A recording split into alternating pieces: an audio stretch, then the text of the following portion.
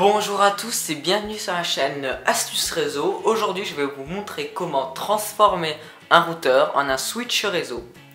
Alors pour ceci, il vous faudra tout d'abord un routeur comme celui-ci par exemple. Donc ici c'est un routeur TP-Link. Donc le voici, un bas de gamme, franchement c'était le moins cher. Il y a 4 entrées Ethernet ou RJ45 qui vont nous permettre d'utiliser comme un switch. Cette entrée ne sera pas utilisée. Par contre cette astuce ne fonctionne pas puisqu'on ne peut pas transformer un routeur en un switch Wi-Fi. Il vous faudra aussi le câble d'alimentation fourni avec la boîte. Donc ici c'est le câble d'alimentation de base du fabricant TP-Link. Il vous faudra aussi un câble RJ45 ou dit Ethernet comme celui-ci avec les bouts comme ceci. Donc là il est cassé mais c'est pas grave. Voilà.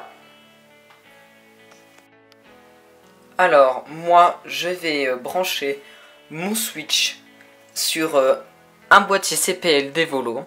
Donc il ne contient qu'une prise RJ45. Il m'en faut 3. Tout d'abord, il faut réinitialiser votre routeur. Pour ce faire, il faut brancher la prise du routeur dans une prise de courant, logiquement. Ensuite, prendre votre routeur, le brancher. Donc souvent c'est au dos.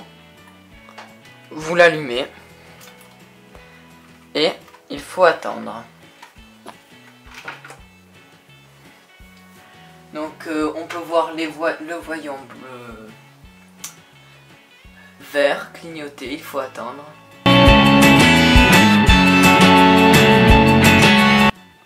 Voilà, le routeur s'est allumé, donc il n'y a que le voyant allumé qui est affiché en vert.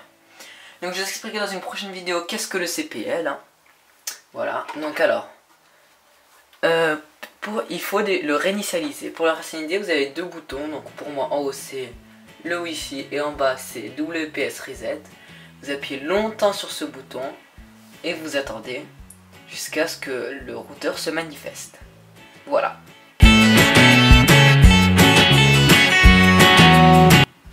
C'est bon, maintenant vous pouvez le débrancher. Maintenant, il faut brancher le boîtier CPL sur la prise. Ou une autre chose, hein, mais moi ici c'est du CPL. Donc il s'allume, il va se connecter au réseau. Alors,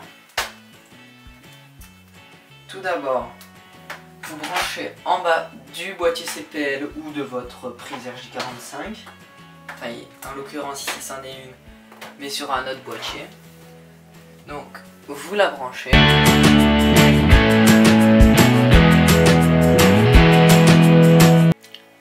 Après avoir branché le routeur, maintenant il faut brancher la prise mâle RJ45 dans un port jaune du routeur. Donc moi, je vais la brancher dans la prise 1. Maintenant, il faut prendre vos autres prises RJ45 et les brancher dans les autres ports du routeur. Donc ici, moi j'en ai 3, qu'elles sont pas très longues.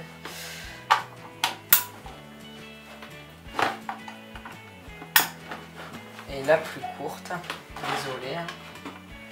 Voilà. Maintenant vous pouvez remettre votre routeur à la place et passer du côté informatique. Avant tout, il faut regarder derrière votre routeur quelle est sa page de configuration. Pour ceci, vous devez retourner le routeur et regarder ici sur ces informations.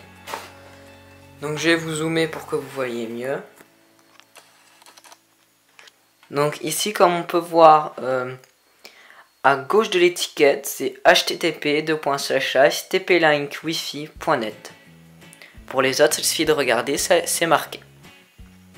Alors, on se retrouve sur la partie informatique pour modifier quelques paramètres de votre routeur. Pour ceci, tapez l'adresse URL de votre routeur pour accéder à sa page de configuration.